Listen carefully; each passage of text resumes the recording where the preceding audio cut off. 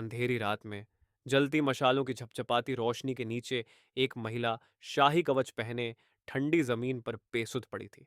उसका कभी गौरवशाली झंडा कीचड़ में रौंदा जा चुका था। उसकी निर्जीव आंखें विश्वासघात की गहराइयों में ताक रही थीं।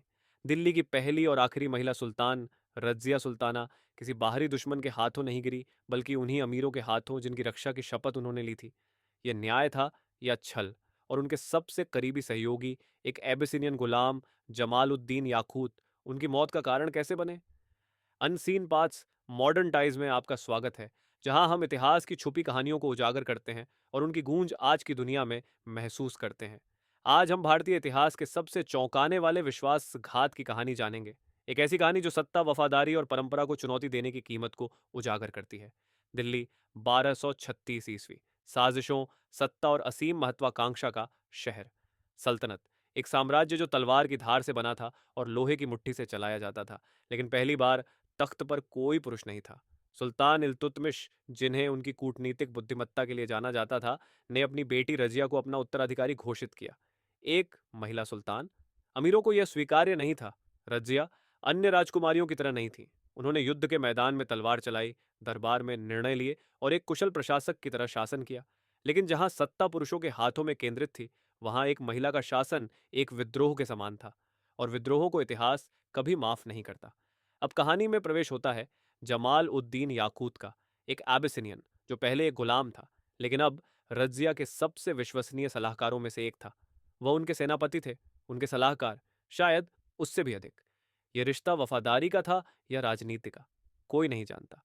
लेकिन अमीरों ने इसमें सिर्फ एक चीज देखी, एक बाहरी व्यक्ति, एक विदेशी खून जो उनकी सुल्तान के करीब था। आरोपों की फुसफुसाहट जल्द ही षड्यंत्र में बदल गई।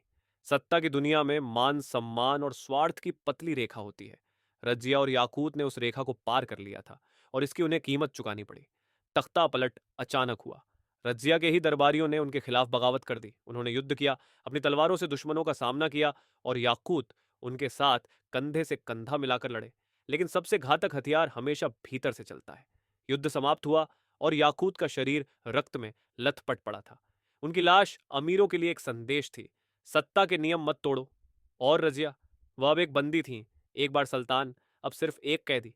दुश्मनों ने उन्हें वह सम्मान भी नहीं दिया जो एक पराजित राजा को मिलता है। उन्हें अपमानित किया गया, सड़कों पर घसीटा गया, लेकिन उन्होंने घुटने नहीं टेके। आखिरी सांस तक वे सुल्तान बनी रहीं। 1240 ईस्वी, कैथल के बाहर एक सुनसान सड़क। रजिया अब अकेली एक जंग लगी तलवार को थामे खड़ी थी, लेकिन किस्मत निर्मम थी।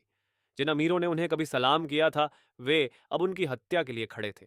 एक तीखी तलवार, एक धीमी चीख, और दिल्ली की पहली और आखिरी महिला सुल्तान का युग समाप्त हो गया। क्या यह न्याय था, ईश्वर की ओर से एक दंड, या सिर्फ सत्ता की क्रूरता का एक और उदाहरण?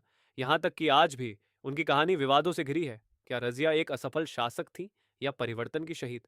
और सबसे महत्वपूर्ण, अगर वे पुरुष होती तो क्या उनका भाग्य अलग होता? इतिहास केवल अतीत नहीं होता, ये वर्तमान की परछाई है। आज भी सत्ता संघर्ष में जाति, लिंग और वफादारी की जटिलताएं मौजूद हैं। राजनीति हो, कॉरपोरेट जगत हो या समाज, क्या हम आज भी उन्हीं लड़ाइयों को लड़ रहे हैं, बस नए नामों के साथ? एंशंट पाथ्स मॉडर्न टाइज में हम इन भूली हुई कहानियों को उजागर करते हैं। अगर रजिया सुल्ताना की कहानी ने आपको प्रभावित किया, तो जानिए ऐसी ही और ऐतिहासिक घटनाएं। सब्सक्राइब करें, एक्सप्लोर करें और इतिहास को सुनें।